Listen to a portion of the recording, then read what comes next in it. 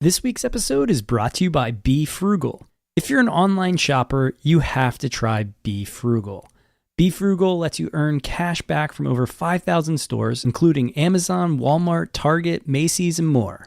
Simply find the online store you want to shop, click the link on BeFrugal.com to activate cash back, and complete your purchase. You can earn up to 40% cash back on each of your purchases. Be Frugal's team of US-based specialists is there to help. You're already shopping online, why not get paid for it? Visit befrugal.com/smart and get a $10 bonus when you join for free. The podcast where we talk to smart people, but not necessarily done by smart people. That is an awesome question.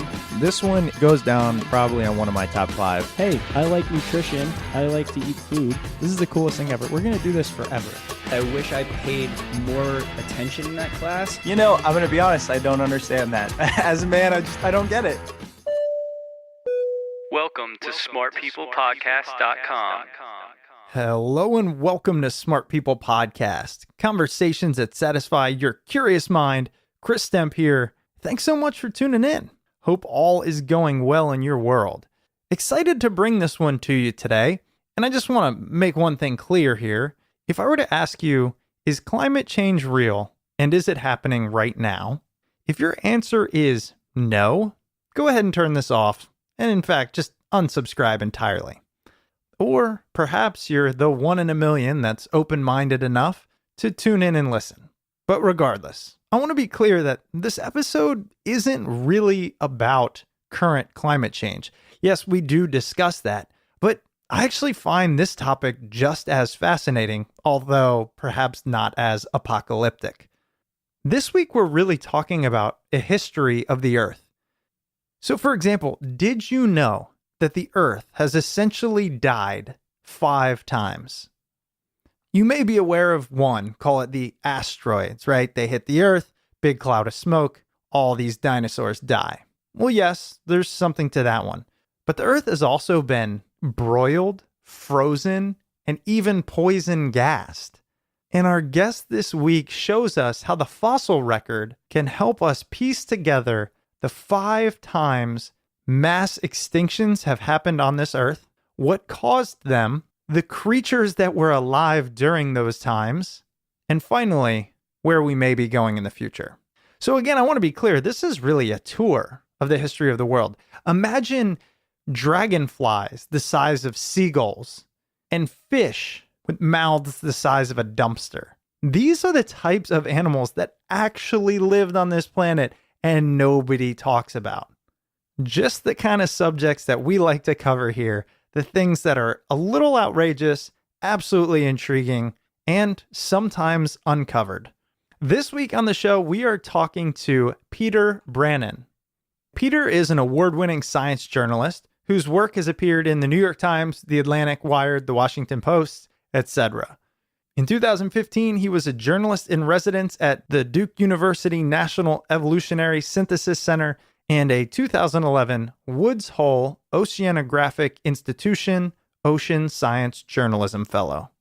His newest book is called The Ends of the World: Volcanic Apocalypses, Lethal Oceans, and Our Quest to Understand Earth's Past Mass Extinctions.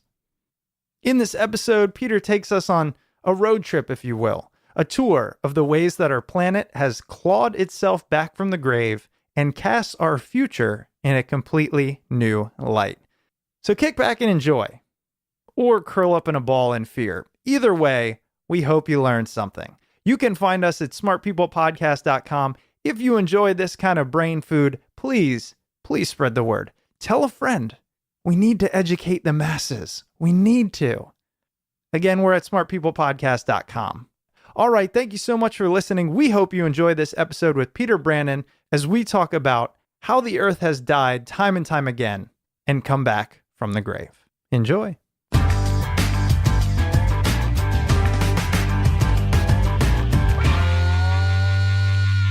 Well, Peter, first I just want to say thanks so much for being on the show. Yeah, thanks so much for having me. So I can't wait to talk to you about how many times our world has died and where it is potentially going in the future. But before we get into that, You have an interesting kind of road to getting to this point and writing this book. I'd love to share with our listeners a little bit more about your background. Yeah, so I mean, I think like any 6-year-old kid, I was kind of fascinated with dinosaurs. My mom was a children's librarian, so I would always go for, the pop-up books with the dinosaurs in them. And then as I got older, I got obsessed with Jurassic Park, the book and the movie. And, it's kind of funny when you go to paleontologist's office today, even a lot of them will have, a picture of Dr. Grant up on their desk. I've noticed. But then when I grew up, I became a science reporter, and, I was writing a lot about the oceans and, humans' influence in the oceans. When you write about the oceans, you realize that, sort of a lot's going wrong there. And the way we've treated the oceans for centuries has kind of been pretty negligent. And so I sort of had this background of writing about science and the oceans and things like this. But in the back of my mind, I was still keeping in touch with the mass extinction literature. And I thought there was this really interesting story that hadn't really been reported, that most people think mass extinctions, they think asteroids. And there's a good reason for that. We can get into that. But I thought there was this cool story about how in the last 30 years or so, geologists have found that at some of the most extreme mass extinctions, there are actually these gigantic volcanic events that inject tons of CO2 into the air.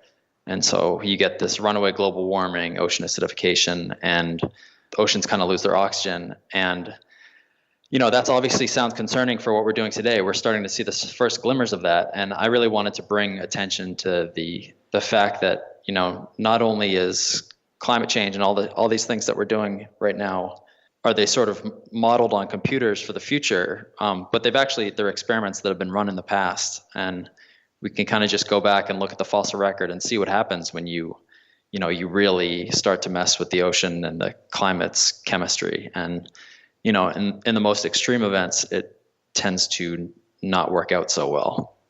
Yeah. So I guess I'll start with that. Yeah. Well, and how did you get into writing about it? I mean, I know you did a lot of writing. Could have gone a lot of different ways with the interest in dinosaurs and geography and geology and all the things you had.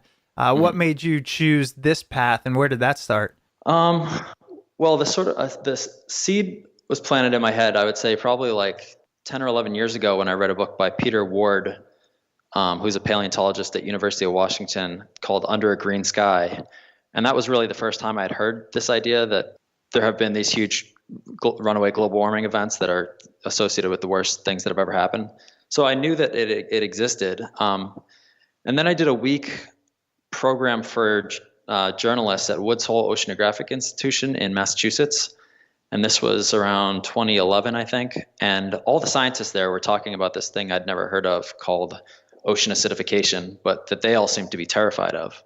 And so when I started learning about that, I was pretty alarmed. Ocean acidification is this phenomena where excess CO2 reacts with seawater to make it more acidic, and it also makes it harder for creatures in the ocean to build their shells and skeletons. And so by the end of the century, the projections are that this is really going to start to be bad for life. It could wipe out some kinds of plankton.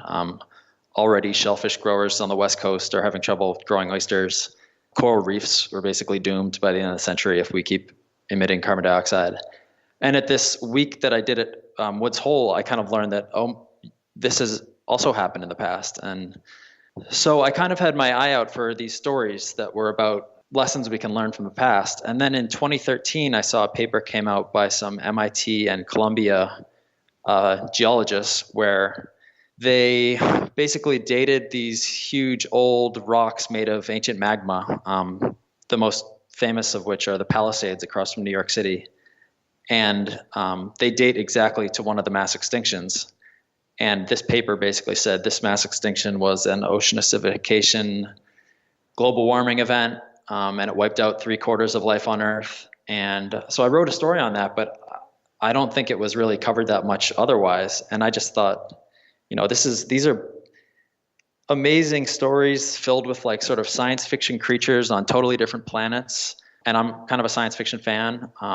But even though the world is kind of so alien and we wouldn't recognize it, the world has been ended basically by some of the same things that we're doing today. So I thought that was a story that needed to be told. And so I kind of spent the last couple of years just hanging around annoying or I would be annoying paleontologists and geologists at these conferences, begging them to talk to me and tell me what they were researching. And occasionally they'd invite me out on some cool trip somewhere. But this book is the result of that 2 or 3 year process. It's pretty fascinating. And I want to get into it because, the book is called The Ends of the World. And you basically, the way it sounds to me, to the reader, to the outsider, is each time the world has died, it's lost its current state, right? So essentially there's been these number of different Earths almost. And that is something that as a human today and the ability to think about the planet we live on, I can't even fathom. Did that shock you? How did you feel about the fact that the Earth hasn't always been how we envision it? Yeah, it's amazing. I mean, it's kind of been several different planets over its lifetime. And each time, I mean, these extinctions are incredibly rare, but when they strike, these mass extinctions, the biggest ones, the big five, the planet's kind of reset in a way. A totally new cast of characters takes over after each extinction and kind of shapes the world and the ecosystem for tens of millions of years until the next big bad thing happens. And so the most recent of these mass extinctions was actually 66 million years ago. This is the most famous one too. It's the one that took out all the big dinosaurs. And so the world that came after that is the world that we've inherited. It's a world of mammals, where the top, there's big herbivores and predators that are mammals. But 67 million years ago, that's not what the planet looked like at all. It was dominated by gigantic reptiles, and mammals kind of waited in the wings. So if one of these things happens again, in the long term, the Earth is going to be just fine, but it might just be populated by a totally different cast of characters. So yeah, I mean, it's kind of a mind-blowing thing to really think about. Another theme of the research, just when you start thinking about geological time, it's like one of those things like space where, you can't imagine distances in space. You also can't imagine how old the Earth is, or how long, how far back time goes, and our small space in it. So it's kind of a humbling field to get into as well. Yeah, I know. I heard the term often in kind of researching for this interview, deep time. And I never really heard of that phrase. What does deep time mean exactly? So deep time is really just thinking about the planet on a geological scale. So at the beginning of the book, scientists have all these sort of tricks for helping them think about just deep time and how old the planet is. And the best one I've heard, I use in the book. There's a few of them. The one is like the Earth was a calendar year. I don't think civilization is until like the last couple minutes before midnight or something, but on December 31st. But the one I use is, so if you imagine each footstep you take is 100 years. So if you start walking and you're walking back in time, you take one step and, both world wars are behind you and the Ottoman Empire exists and there's no electricity. And, so it's a very different world. And then if you walk 20 steps, you're back in BC. And if you walk, 60 more steps past that, all of civilization's behind you and, woolly mammoths start showing up. So you think it probably isn't that much longer of a walk to get to dinosaurs and trilobites and all these things you see in natural history museums. But in fact, to cover the rest of Earth's history, you would have to walk 20 miles a day for 4 years to get back to the beginning. So we tend to only, when you grow up going to, history class in high school, we only think of a few centuries back, but thinking about deep time is really thinking about our place in this much grander sweep of time that goes back billions of years. And in some ways we're kind of insignificant because we're just this blip in this huge story of life on Earth. But in the next few decades to centuries, we really could leave our mark on the geological record, depending on, how much damage we do, I guess. Yeah, I think about that often in the fact that we worry about global warming and basically the extinction of mankind. And the truth is, as you mentioned, the Earth will be just fine. I mean, it will just cover itself up in however way it does. And then eventually there will be a rebirth and there will be other things out there. And we will be just that very, very small species that for a short time existed and potentially led to our own demise, which I want to get into. But I'm hoping you could kind of give us I know we don't have a whole lot of time, but a walk through this journey so that people can get a sense of what does it mean? Because I wasn't even familiar with the 5 mass extinctions. I knew of the one. Right. So Right. for those going, yeah, Chris, I don't know either. Tell us what it means and what they were. No, so I was learning a lot of this stuff while I was researching it as well. These events aren't really taught to you unless you're a PhD paleontology student. Part of the reason for that is because they've kind of been pretty mysterious for a long time, but paleontologists have really been starting to put the pieces together in recent years of what went wrong. So I guess I can just start with the first one and then kind of go. So the first mass extinction is 445 million years ago. This is called the End Ordovician mass extinction, and the world really is a different planet. The top half of the planet is basically a vast ocean. South Africa is over the South Pole. New England, where I am, was part of a island chain, somewhat like Japan, and it hadn't crashed into North America yet. So it's hard to even imagine what the planet looked like. There are some cool illustrations online that will show you, but even then it's hard to tell. There's no life on land whatsoever 445 million years ago. There's just barren continents. There's a couple weeds sort of showing up around freshwater margins, but for the most part, all the action is in the ocean. And in the ocean, it's known as the sea without fish, which is kind of a misnomer because there are little fish, but they're kind of unimportant. The main animals in the ocean, it's kind of this world of creepy crawlies where, there's lots of things that look kind of like horseshoe crabs, and there are these squid-like things that are housed in these giant cone shells and giant sea scorpions. So it's kind of this really bizarre, like, bug world. And at the very end of the Ordovician, there's this massive ice age that seems to drop sea level by hundreds of feet, which would be bad for ocean life that mostly lived on these shallow seas that flooded the continents. So they would have all been drained away. And it changed the circulation of the ocean, so it destroyed all this habitat that things lived in. And people have been trying to figure out why there was this ice age. And one of the leading explanations I heard from a geologist at Harvard was that the creation of the Appalachian Mountains in the tropics actually would have accelerated the drawdown of carbon dioxide for reasons that I get into in the book, but are sort of hard to explain. So today we're worried about CO2 going up too fast, too quickly, and making it very warm. But the flip side of that is if it plummets, it will get very cold, and that's what's thought happened at the end of the Ordovician. It caused this ice age that killed everything. The next mass extinction is 375 million years ago, so almost 70 million years after the first one, or something like that.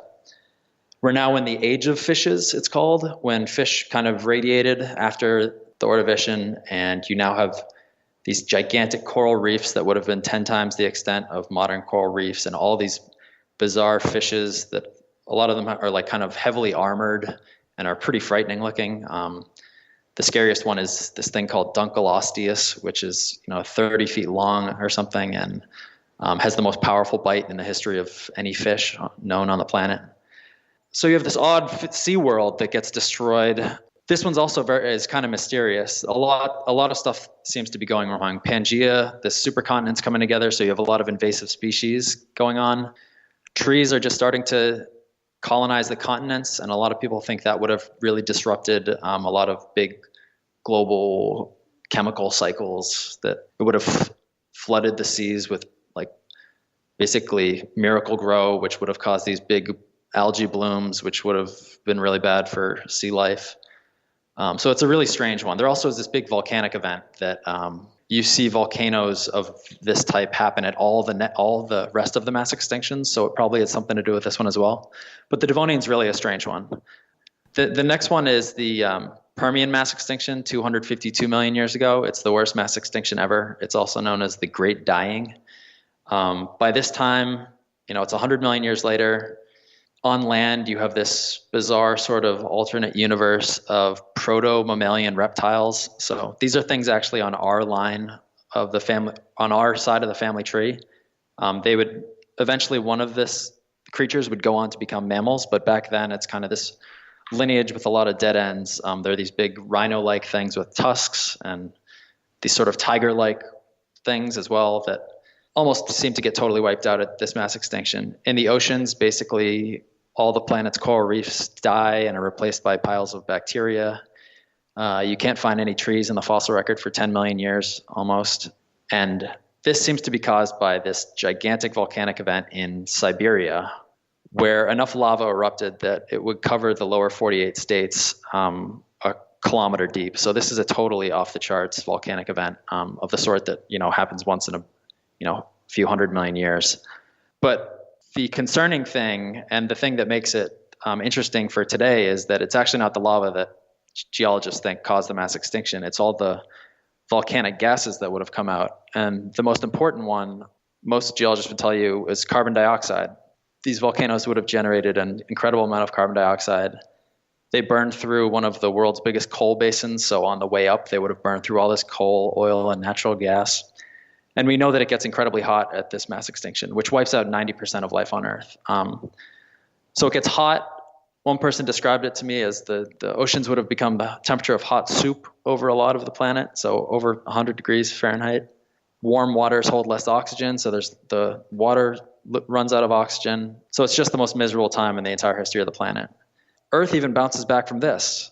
25 million years later, dinosaurs evolve, mammals evolve, crocodiles evolve, and the world kind of bounces back again, even from the worst mass extinction ever. And so this is the beginning of the age of reptiles that we learn about as kids, where there are dinosaurs on the planet. But this is still the Triassic, and dinosaurs are not on top yet. They are kind of waiting in the wings, just like mammals would later. But the world at this point is dominated by these giant crocodile relatives, which sounds like dinosaurs, but it's actually a different lineage. And these crocodiles took all sorts of shapes and forms. Some ran around on 2 feet and were plant eaters, and some were these athletic top predators that look kind of like crocodiles today. And it took another mass extinction to wipe them out and clear the way for dinosaurs. And this is the end Triassic mass extinction, which is basically the same thing as the Permian, just run over again. So you have this gigantic volcanic province erupts, tons of CO2 goes in the air, it gets really hot, the ocean acidifies and loses oxygen. Modern coral reefs have evolved right before this mass extinction, and they get almost completely wiped out. And then dinosaurs kind of have the world to themselves after that, and are able to take over and rule for 135 million years until 66 million years ago an asteroid hits. But not only does an asteroid hit, interestingly, at the same time in India is another one of these volcanic events that is one of the biggest in the history of animal life. And for the last 30 years or so, paleontologists have been kind of arguing over what's been more important, the asteroid or the volcanoes. And I think most people would say the asteroid, but there's kind of been this shift in recent years as people have gone back out to the field to date the lava from the Indian volcanoes, and it looks like it's closer and closer to the extinction boundary. So it's kind of raising some questions whether it was sort of a 1-2 punch for the dinosaurs.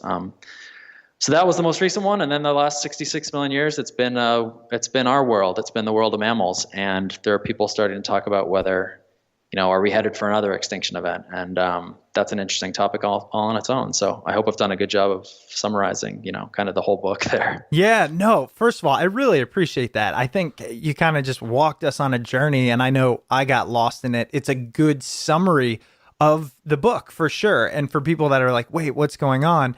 There's so many things there, from the, ridiculous creatures to the extinctions and what happened.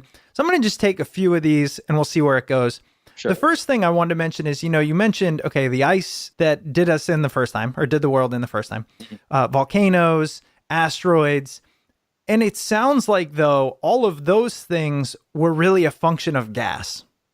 Would you say that gases, specifically, I guess, CO2, is the number one thing that has really revolutionized, or I don't even know if that's the right way to put it, but has changed the world in each one of these events? Well, yeah. So to really almost kill everything on the planet, you need to mess with something that affects the entire world. So if you just put a giant crater somewhere, you'll kill everything in the immediate area, but that won't affect everything on the planet. To really do in life on Earth, you need to affect something like the climate, which, everything is affected by the climate, or the oceans, these huge Earth systems. And so, if you mess with the chemistry of the climate or the oceans, that's complex animal life can kind of only live within a pretty narrow set of conditions of, whether it's temperature or, what sort of gases there are around. So if you screw with that stuff, we think of disasters as earthquakes and, tornadoes, but those are very local events. To really sort of threaten the planet, you need to threaten the atmosphere, and the atmosphere is made of different gases that do different things. So, yeah, I mean, we're running this big kind of open-ended experiment with the atmosphere right now, but there have been even more extreme experiments in the past, and sometimes, it ends up almost killing everything. Right, and with some really bad outcomes. So is the primary gas, the thing we're talking about here, carbon dioxide, or is it more of a intricate system of all of the gases? Well, so we can just take the worst mass extinction ever, the end Permian mass extinction, and kind of like break that down. So you would have had an incredible amount of carbon dioxide going up into the air, which would have done a few things. It would have heated up the planet to a pretty extreme extent. And then when you heat up the planet, a bunch of different things happen. So the oceans stop circulating as well. They become more stratified, so they don't mix as much oxygen. Also, hotter oceans just hold less oxygen to begin with.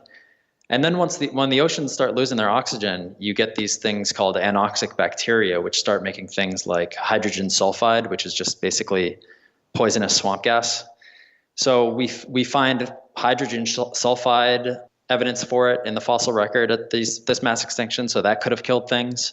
I know one paleontologist suggested that if you heat up the oceans enough, they'd start popping out these things called hypercanes, which are basically these hurricanes from hell with 500-mile-an-hour winds. So he thinks you might have had these hurricanes from hell sucking up this poisonous hydrogen sulfide from the ocean and like bringing it onto land and killing everything. So it sounds like it's a bunch of different kill mechanisms, but it all goes back to the fact that you're injecting greenhouse gases into the atmosphere. So it does come back to carbon dioxide really in the end, even if it might end up being sort of a mess of kill mechanisms. There's a bunch of different greenhouse gases in the climate, but they all kind of respond to, like water vapor responds to how much heat's being trapped by carbon dioxide. It's not the other way around. So carbon dioxide really is, the driver of climate over long timescales. This week's episode is brought to you by HelloFresh. And boy, does Smart People Podcast love HelloFresh. HelloFresh is the meal kit delivery service that makes cooking more fun so you can focus on the whole experience, not just the final plate. Each week, HelloFresh creates new, delicious recipes with step-by-step instructions designed to take around 30 minutes for everyone from novices to seasoned home cooks short on time. HelloFresh sources the freshest ingredients measured to the exact quantities needed, so there's no food waste. For those of you that want to know exactly what's in your food, HelloFresh employs 2 full-time registered dietitians on staff who review each recipe to ensure it is nutritionally balanced. HelloFresh delivers food to your doorstep in a recyclable, insulated box for free, and now HelloFresh is offering light summer meals and has just introduced breakfast options. Sign up for HelloFresh so you get delicious ingredients you'll love to eat, simple recipes you'll live to cook. Get cooking. And all of this comes out to be less than $10 a meal. As I mentioned earlier, both Chris and I absolutely love HelloFresh. It is delicious, it is easy, it is amazing. For $30 off your first week of deliveries, visit HelloFresh.com and enter the code SPP30 when you subscribe. That's SPP30. So once again, for $30 off your first week of deliveries, head over to HelloFresh.com and enter SPP30. And now back to the episode. When I look at this, and it's so funny that we're having this conversation right now. I have a 2-year-old, and he just a couple of weeks ago started to become obsessed with dinosaurs. Yeah. And now me and my wife, you read books and do all these things, and we're starting to ask ourselves things such as, how do we know dinosaurs even looked like that? So, for example, we're looking at an image of, I think it was a T-Rex or something, and my wife literally said to me, I feel like T-Rexes could have had feathers. And then come to find out, I'm looking in your book, and that's something that probably happened, right? Because they're actually like birds or chickens or something like that. So anyways, it's a long way of getting to this. First, how do we know what happened 460 million years ago, 300 million years ago? How do we know all of these things? Well, I mean, people have been going out to, I want to get back to the T-Rex iron feathers, though, 'cause that's really interesting. But yeah, we will. I mean, people have been, I mean, even going back to ancient times, people had stories for what these fossils were in the ground. I think that's probably where dragon legends come from, you know, in the Far East and in Europe. I mean, both these cultures come up with these things called dragons. I don't actually know if that's what happened, but I mean, it seems suggestive to me. But so, I mean, people have been always been interested in the fossils that they find all around them. And for the past couple centuries, you know, modern science has been cataloging it all and slowly putting together these lost worlds, really. I mean, one of the revelations for me writing the book was kind of realizing that geology and fossils are all around us. I used to think it was like something you went out to the Southwest to find fossils, but no, I mean, did you say you're in Virginia? Yep. Is that right? Yep. So in Virginia, I know you can find sea life, like fossils of seashells from 500 million years ago. In New England, where I am, you can see evidence of all these old collisions of continents. Across from New York City, you can find old crocodile bones from 220 million years ago. And really, so this stuff is all around us, and people have been kind of putting these stories together for a long time. And with modern techniques like radioisotope dating, we can, get a even more finer resolution picture. So, I mean, we've managed to piece together this really pretty amazing story of the history of life on Earth and how it's changed over time. As far as feathers go, I mean, sometimes we actually find. I remember there's a story a few months ago that just blew my mind, that we found a dinosaur tail in amber. So, like, think Jurassic Park style. And it was covered in feathers. So I thought that was just amazing. And I think your wife is right to think that maybe T-Rex looks nothing like what we tend to see in movies. I actually think it's really cool that dinosaurs have feathers. I know the most recent Jurassic World kind of just went with kind of 1980s dinosaurs without feathers. And a lot of paleontologists were upset with that. And I think they did it because they must think that, maybe dinosaurs with feathers wouldn't be quite as scary, but I think they would look even crazier. So, I mean, if you look at a skeleton of a bear, a grizzly bear or something, and if you were some paleontologist who just found the bones and you just kind of made it look like with no fur or anything, I don't think it would be half as scary as it is that it's this big, giant, hairy monster. So, birds are colored really colorfully and crazily. Maybe T-Rex was, this really flamboyant, monster with, brightly colored feathers and stuff. I mean, I think that would be really even cooler than if it was just some big scaly thing. So yes. Okay. Yeah, we don't really know what these things look like. We have the bones, and artists kind of just let their imagination run wild, but they're just guesses kind of. That's amazing. I mean, you really just kind of solidified our thinking, which again, I had never considered. But once you're an adult, right? Because I haven't thought about dinosaurs in a while, to be honest, right? Once you're an adult and you start looking at this and you go, how do they know what color it was? And I wanted to ask you, because my assumption is they don't know, right? And then what you just said about a grizzly bear. Yeah, I've seen a skull, right? And if I were to piece that together, who knows what I would put on top of it? So as far as you know, is there no really good knowledge about what covered the bones that we have been able to find, or the fossils that we have been able to find? I know for some, I think they found some feathers where, some birds are feathered, are colored not because, they have dyes in their feathers or anything. It's actually because of the weird microstructures of their feather, that the way it reflects light will make it a certain color. So I think they found fossilized feathers where they can kind of reconstruct what sort of color it would have been. I think these are kind of just sort of dull browns and blacks that they found so far. But for mosasaurs, which were these giant, like 60-foot long marine reptiles in the ocean, I think they might have found, they somehow pieced together that it was, had this thing called countershading, which you see in a lot of ocean creatures, which is they're darker on top and lighter on the bottom. And that's to hide themselves from things below them who are looking up at the brighter surface, and things above them looking down at the darker, deep ocean. So I think we have a pretty good idea that they had this sort of counter shading. But beyond that, yeah, I mean, it's whenever you see a artist rendition of a dinosaur. It's kind of completely their, just flight of fancy. It's their imagination. Yeah, that's really fascinating stuff. And I think it also goes to kind of what your book is about, this idea that we are now uncovering just how bizarre history is. I mean, we thought, at least I thought, and I think a lot of people have, say with dinosaurs, there was this big meteor, something happened, a lot of gases, everything died, then it regrew. But to be able to actually put yourself in the chaos that was the world at these times, it's kind of crazy to probably think of how calm it is currently. Yeah, no, I wanted to kind of paint a sort of science fiction picture of like what it would actually be like when the asteroid struck.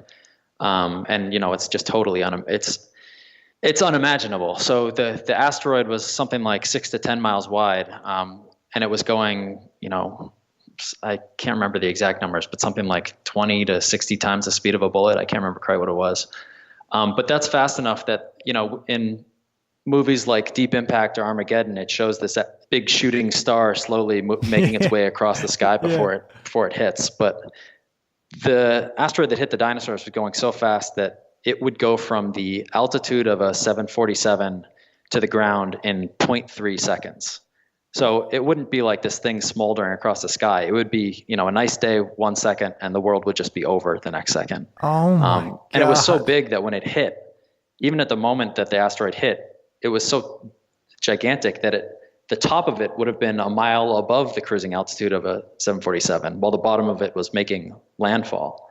And then it left this 20-mile deep hole in the ground, and you basically had these big circular Himalayan mountains that existed for a little while after that, and then the ocean poured into this gigantic, unimaginable hole in Mexico. Meanwhile, all this ejected material, some of it's landing on the moon and some of it's circling the Earth and coming back and burning up. And so, I mean, you can see sort of CGI versions of this on like the Discovery Channel, but it doesn't even remotely capture it. So one person told me if you saw the impact, you would be dead already because there was so much energy coming from it. So if you were in Alabama while this thing's hitting Mexico and you see this fireball, you basically die instantly because it's so hot.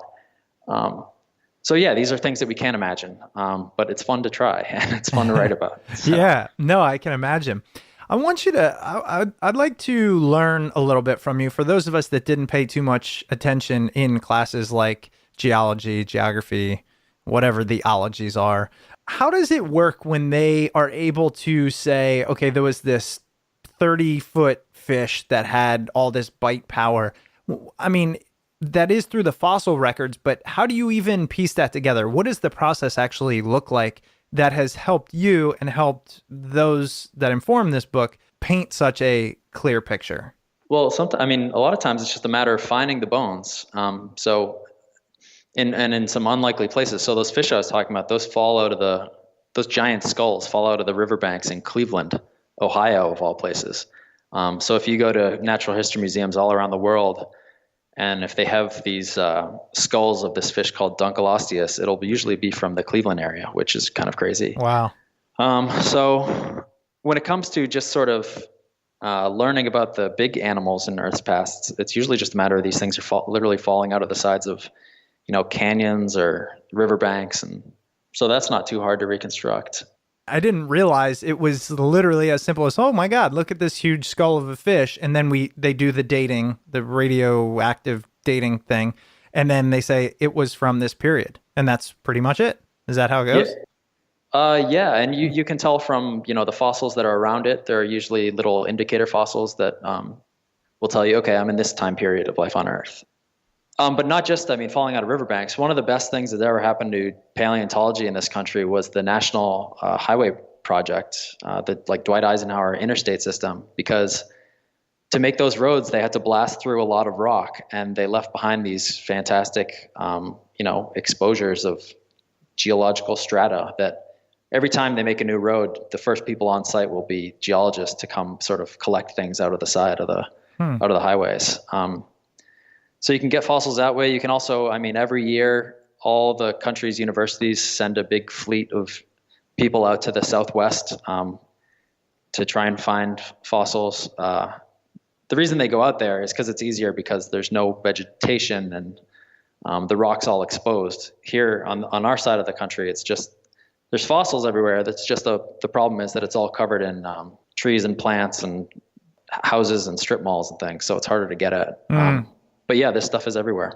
I want to go back one more time to, because it's just, I don't know, it seems like the most fascinating area, but the dinosaur thing. Because here's another question I've had is, okay, so birds are, and tell me if what I'm missing here, but birds are essentially relatives of dinosaurs. Is that right? I would go further than that. I would say birds are dinosaurs. Okay. So yeah, I mean, birds are a kind of dinosaur that they were the ones that survived. So if you look at a skeleton of they're what's known as theropod dinosaurs. So this is the same branch of dinosaurs as T-Rex. So if you look at a Tyrannosaur skeleton and you look at, the skeleton of a chicken, it's way more similar. One's much bigger than the other, but they're way more similar than T-Rex's skeleton is to, say, a Stegosaurus or a Triceratops. And that's because they're closer related. They are, all of those things are dinosaurs, but T-Rex and chickens are from one side of the family, and Stegosaurus is from a much different side of the family. So paleontologists say it, and people think they're just kind of kidding around, but no, birds are dinosaurs. Their closest living relatives are crocodiles. There was this crazy experiment a few years ago where they kind of messed with the genes of a embryonic chicken, and they just messed with a couple genes for its beak, and they grew this thing that basically had a crocodile snout. So it started to look like a dinosaur even. So yeah, they're just highly modified T-Rex relatives, but they're within the same the big umbrella of dinosaurs. Okay, so we'll go with that. That sounds pretty awesome. Because here's what I don't understand. How would birds have survived something so catastrophic? Like, how does something happen, wipes out everything, right? Just demolishes the planet, everything on it, whatever. And then you just have these, a good amount, various species, I would imagine, unless I'm wrong here, flying around, and they just missed it somehow. Like, do we have any answers to how certain things have either survived extinctions or have just evolved after them? Yeah, so there's two sort of explanations you can give, or you can try to find. One is like, okay, so how was this animal specifically adapted so that it might have been able to survive this extinction? And people have tried to do this. So for birds, I know there's this, I don't know whether it's well subscribed at all or not, but I know there's this idea that maybe they survived because they're from one lineage that, kind of had like burrows in the sides of cliffs, like you see some like swallows do today. So maybe they were able to wait it out, sort of sheltered a little bit, like just like mammals might have been able to burrow to avoid the worst of the damage. The other possibility is it was just luck. It doesn't seem like there's a lot of selectivity in these extinctions. So we think, okay, the dinosaurs died, everything big died, but plankton and tiny things died too. So we say this is, the mammals, we think of the mammals sort of being the winners of this extinction, but it was the worst mass extinction for mammals in their history too. They just didn't hit zero like the big dinosaurs. So a couple got through and they were able to mate. But the difference between being a winner and a loser in an extinction is pretty narrow. And another feature that might be important in these extinctions are if there's just a lot of you and you're all over the planet. So if you have a wide geographic distribution. So if everything's going wrong on the planet, you have a better chance that maybe you're in some weird little refuge where, for whatever reason, conditions aren't quite so bad that you get wiped out. It could be that there's some specific adaptation where things are able to go underground, or it could just be that they're widely distributed and they just happen to be in a part of the planet that is sheltered for whatever reason. So those are the explanations I've heard, at least. Okay. I want to spend the last couple minutes we have here talking about where we are now and where we're going. I mean, your book is a pretty complete view of the worst things that have happened on this planet since we can tell. So I think that might give you a little bit of information on how bad it is now, how similar it is, and what our chances are for perhaps continuing our species. Yeah, so humans have done an incredible amount of damage to the environment in the past few decades, centuries, even millennia. But we actually haven't, in the last few centuries, we haven't actually driven that many species extinct. We've reduced range sizes by a ton, we've reduced population by a ton, we've destroyed a ton of habitat. But I think the most conservative estimates the typical estimate for how many species humans have driven extinct in the last few hundred years is for the best, studied species is less than 1%. And when you match that up with these extinctions in Earth's history, it's some of them are close to 90% or over 90%. So we're definitely not in the same conversation yet as the worst mass extinctions ever. But on the other hand, there's a possibility that there could be these sort of tipping points in ecosystems where, you hammer it enough and all of a sudden the whole thing collapses. So I think that is the most frightening prospect, that, we are giving life on Earth all it can take, and, it's doing its best to adapt. And so far we have caused all sorts of damage, but life is still managing to hold on. And then, we cross this point of no return where we, whether it's a few decades from now, a few centuries from now, but sort of the whole house of cards comes down and the global ecosystem collapses. And then you are starting to talk about a mass extinction like these really horrible events. So that, I think, it's both good news because we're not there yet. We're not yet at the point of, some of the worst catastrophes in the planet's history. But I mean, I think it's kind of crazy to think that could even be in the same conversation. And that should really sort of, give us pause that we could do. It's in our power in the next few centuries to be in the same conversation as these just totally unthinkable catastrophes in Earth's history. So I think it makes it even more urgent to, things like conservation. We need to protect what we have. We need to sort of back off a little bit from our, attack on the oceans and on rainforests and things like that, and set aside certain areas to be protected. Certainly as it gets warmer, things are going to need to migrate to track their temperatures that they like. So I think we're going to have to set aside a lot of nature and just say, we can't really touch this anymore.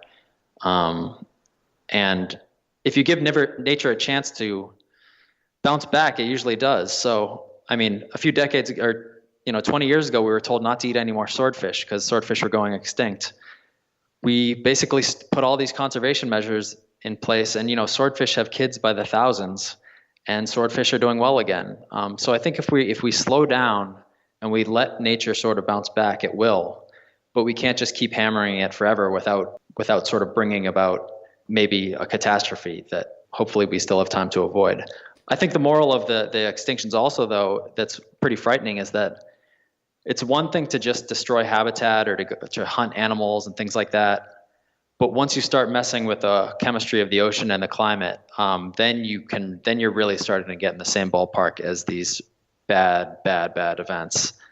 And we're starting to see the first glimmers of global warming and ocean acidification and ocean anoxia. And in the worst events ever, these are also happening, but to a much more extreme level. So before we start, really hitting the gas on this stuff, we should study geology and Earth history and realize that there's some lessons to teach us, and that we really need to think twice before we start to mess with these big global systems. I'd love to get your take on this. You've studied these extinctions, which were caused by, first of all, by essentially natural occurrences, right? They were external, right. Some type of external event. So a meteor or volcanic eruptions, which is, I guess, internal, but still, it's not caused by some living creature per se. Does it seem at all presumptuous that humans could create the same amount of damage as a 100-mile meteor falling at the speed of 20 times a bullet, putting a 20-mile deep crater in the earth, killing everything off? Does it seem presumptuous that just by what we're doing, right, industry, civilization, we could cause the same type of damage? Well, yeah, I've heard that this idea that we give ourselves too much credit by saying that we can really disrupt the planet. But already, I mean, without thinking, we've turned half the planet's land to farmland. So that's land that isn't used by, that's not wild land anymore. we've made the oceans 30% more acidic since the Industrial Revolution.